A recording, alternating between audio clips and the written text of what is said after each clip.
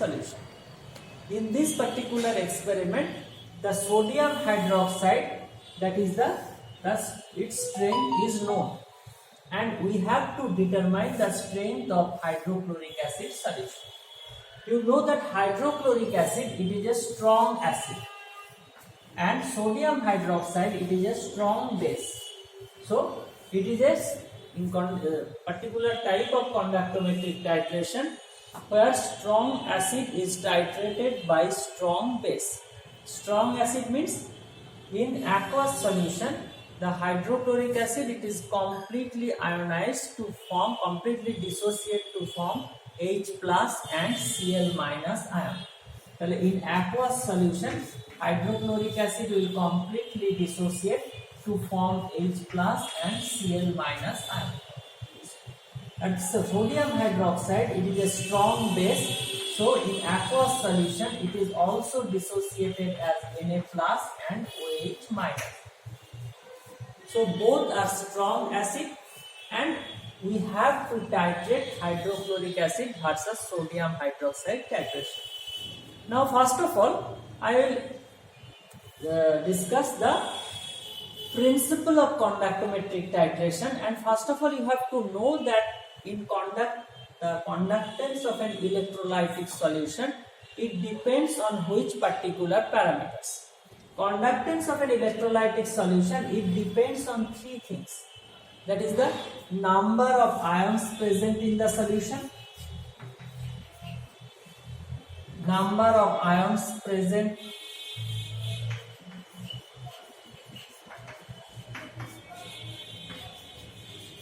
in the solution, number 2, that is the mobility or speed of the ions.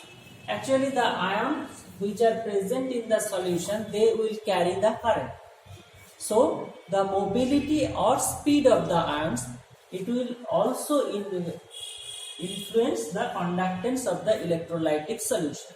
The second one, that is the mobility or speed of the ions. And third parameter, that is the charge of the ions. So these three factors which actually influences the conductance of an electrolytic solution. Now in this particular experiment, we will titrate strong acid versus strong base. So first of all, we will take the strong acid, that is hydrochloric acid, in a beaker, and we will immerse the conductivity cell. As hydrochloric acid is a strong acid, so it will completely dissociated as H plus and Cl minus ion.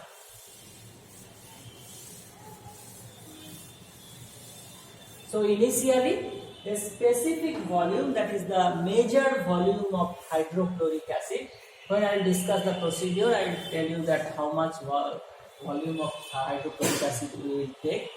So first of all, we have to take a major volume of hydrochloric acid in a beaker, and then in that solution we have to immerse the conductivity cell. Hydrochloric acid is a strong acid, so it will completely dissociated as H plus and Cl minus ion. That means that hydrochloric acid is completely dissociated as H plus and Cl minus ion. So the conductance of the solution, aqueous solution of hydrochloric acid, it depends on the ionic conductance value of H plus ion and the ionic conductance value of Cl minus ion. So the conductance of hydrochloric acid, that is lambda 0 HCl, that means the equivalent conductance of hydrochloric acid. Actually a conductance, it is mainly classified into 4 different types, that is the specific conductance, equivalent conductance, ionic conductance and molar conductance. Now the equivalent conductance of hydrochloric acid, that is the conductance of a solution containing 1 gram equivalent of the dissolved electrolyte, such that the entire solution is placed between two electrodes of 1 centimeter apart. Now equivalent conductance of hydrochloric acid, superscript 0 means at infinite dilution. Why we have considered infinite dilution? Because at infinite dilution all the hydrochloric acid molecules, they are completely dissociated as H plus and Cl minus ion. So equivalent conductance of hydrochloric acid at infinite dilution means the ionic conductance of H plus ion and the ionic conductance of Cl minus. So the conductance of hydrochloric acid, it depends on the ionic conductance value of H plus and the ionic conductance value of Cl minus ion. The ionic conductance value of H plus ion, it is very high, but it is around 350, and those values are available in the standard data handbook. So initially we have taken the aqueous solution of hydrochloric acid, and in that aqueous solution of hydrochloric acid, all the hydrochloric acid molecules, they are completely dissociated as H plus and Cl minus ion. And as the ionic conductance value of H plus ion is very high, so you will see that the initial, when you immerse the conductivity cell for measurement of the conductance of the solution, you will see that the initial conductance of the solution will be very high. So you have to plot the conductance versus volume of titer added versus volume of titer added. So here the titer is sodium hydroxide. So first, as the ionic conductance value of H plus ion is very high, so you will see that the initial conductance of the solution will be very high. Now what you will do, you have to add sodium hydroxide from the burette. A specific volume in each time you have to add into the solution. Suppose you are adding every time 1 cc of sodium hydroxide into the solution. So when you add sodium hydroxide into the solution, which is also a strong electrolyte and which is also completely dissociated as Na plus and OH minus, then what type of ionic reaction will take place inside the beaker? Inside the beaker means the beaker which you have taken, where you have taken the hydrochloric acid solution. That is, it is an acid-base reaction. So sodium chloride will form. And sodium chloride, it is a strong electrolyte and it is present in the solution in completely ionized form, that is Na plus and Cl minus plus H2O.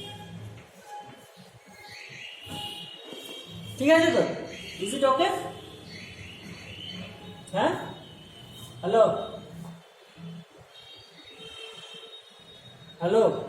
Yes, sir. Yes, sir. Okay. So now you see, after addition of certain volume of sodium hydroxide, the sodium chloride, a strong electrolyte, is formed, which is present in the solution as Na plus and Cl minus. And before addition of sodium hydroxide, solution contain H plus and Cl minus. So both left hand side of the equation and the right hand side of the equation, Cl minus is present. So we will not consider the effect of Cl minus. So what is the only change which occurs after addition of sodium hydroxide? That is H plus ion, it is replaced by Na plus ion. And the ionic conductance value of Na plus ion, it is very less. So that means the higher ionic conductance of an ion, it is replaced by a lower ionic conductance of another ion. So that if you add sodium hydroxide into the solution, you will see that conductance decreases. So with progress of titration, when you add more and more sodium hydroxide into the solution, then you will see that conductance gradually decreases. How long it will decrease and how long this trend you will observe, that means how long it will decrease? Till all H plus ion is replaced by Na plus ion. That means equivalence point is reached. But here we will not use any indicator. You know that the function of indicator, what is the function of indicator? It indicates the color change and through the end point of the titration. But here we will not use any indicator. So we have to continue the titration. And from the graph we will get the neutralization point or equivalence point. So initially you will see that this type of decreasing trend is observed and it will decrease till all H plus ion is replaced by Na plus ion. And after that, that means equivalence point is reached. But beyond equivalence point, when you add excess sodium hydroxide into the solution, which is also a strong electrolyte and which is all dissociated as Na plus and OH minus. So after complete neutralization of hydrochloric acid by sodium hydroxide, when you add excess sodium hydroxide into the solution, then NaOH, it is present in the solution in this form. That means after that, if you add more and more sodium hydroxide into the solution, then the concentration of OH minus in the solution will increase as well as Na plus. Why I told you NaOH minus? Because the ionic conductance value of OH minus, it is very high. It is around 200. So beyond equivalence point, when you add more and more sodium hydroxide into the solution, then you will see that conductance again increases and conductance again increases, and the point of intersection, that is the neutralization point or equivalence point. And if you draw a line from this point of that is the intersection, then you will get how much from this. In this x-axis I have taken the volume of titer added, so you will get how much sodium hydroxide it is required for the specific volume of hydrochloric acid you have taken for conductometric titration. So this is actually the principle of this particular conductometric titration. Now in this experiment, we will not consider the dissociation of the water molecule, because the degree of dissociation of the water, it is 10 to the power minus 9. And as the degree of dissociation of water, it is very, very less, so we will not consider the dissociation of the water molecule. Okay, so this is actually the principle of the experiment. So now this is a particular type of titration of strong acid versus strong base, which is in the in your syllabus. But in this way you can do any type of conductometric titration, where the titration can be done for strong acid, strong base, weak acid, strong base, weak acid, weak base, or weak base, strong acid, whatever may be. Now I will discuss the what are the procedure. Instrument, that is the conductivity bridge. Sir will show you the conductivity cell. Actually the conductivity bridge, it operates in the principle of Wheatstone bridge. That is, you have read the Wheatstone bridge principle in the physics, and the same principle the conductivity bridge it also operates. The conductivity cell, beaker, burette, pipette, conical flask and funnel, and the particular materials that is required, that is the standard oxalic acid solution. Because through conductometric titration we have to determine the strength of hydrochloric acid solution. But sodium hydroxide, it is also a secondary standard solution. That means initially we have to determine the strength of sodium hydroxide by standard oxalic acid solution. So that's why oxalic acid is required for standardization of sodium hydroxide solution, hydrochloric acid solution, and for titration of oxalic acid versus sodium hydroxide, that is a simple acid base titration using indicator, we will use phenolphthalein as indicator. So these are the different materials required for this particular experiment. Now the procedure for this experiment. In the first step of the experiment, we have to titrate sodium hydroxide versus oxalic acid.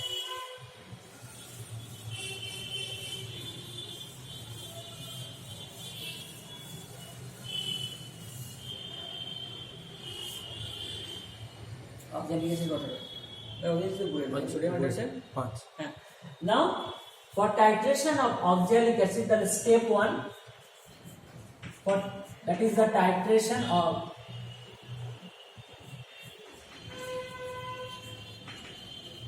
oxalic acid versus sodium hydroxide. Oxalic acid versus sodium hydroxide. Now you know that sodium hydroxide is a secondary standard solution. So we have to determine the strength of sodium hydroxide by oxalic acid solution. Why it is a secondary standard solution in the first way I have discussed. Now for this titration, what will be the procedure? First, you have to take 5 oxalic acid. You have to take in the burette, and 5 milliliter of sodium hydroxide solution you have to take through pipette in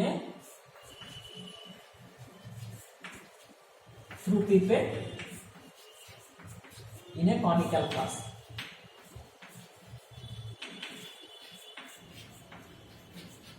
Then add 1 to 2 drop of phenolphthalein indicator. After addition of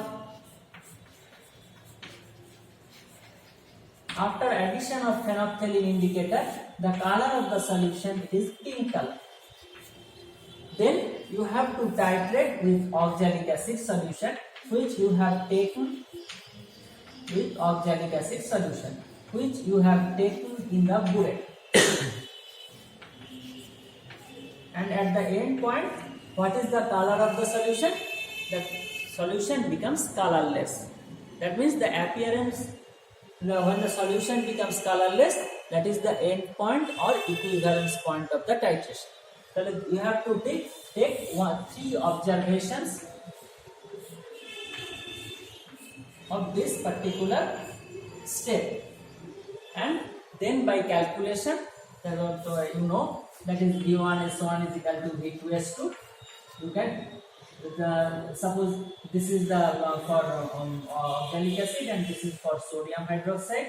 That is the V1 is the volume of oxalic acid, that is the burette reading.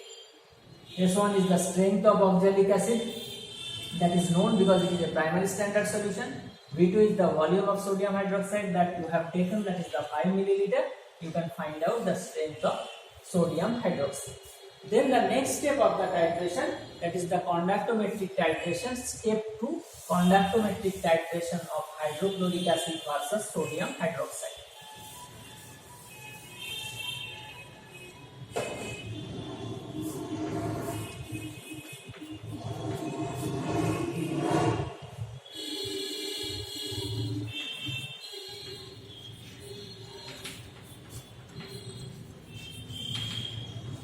Titration of HCl versus sodium hydroxide. And for this titration, you have to take 40 milliliter of hydrochloric acid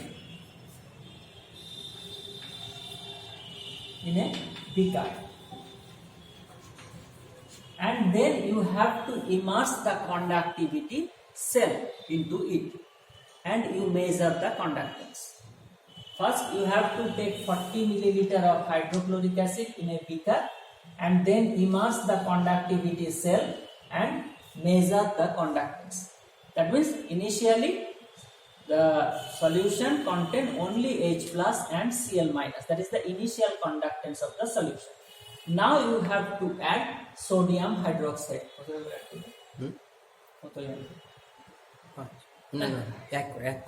Now every time you have to add 1 milliliter of sodium hydroxide, and after addition of 1 milliliter of sodium hydroxide, you have to mix the solution so that it becomes homogeneous and measure the conductance.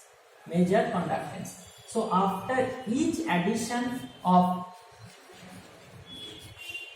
1 milliliter of sodium hydroxide, you have to measure the conductance, and initially you will show a decreasing trend. Initially you will show the conductance value will decrease, But if you continue to add the sodium hydroxide into the solution, after a certain there is an increasing rate.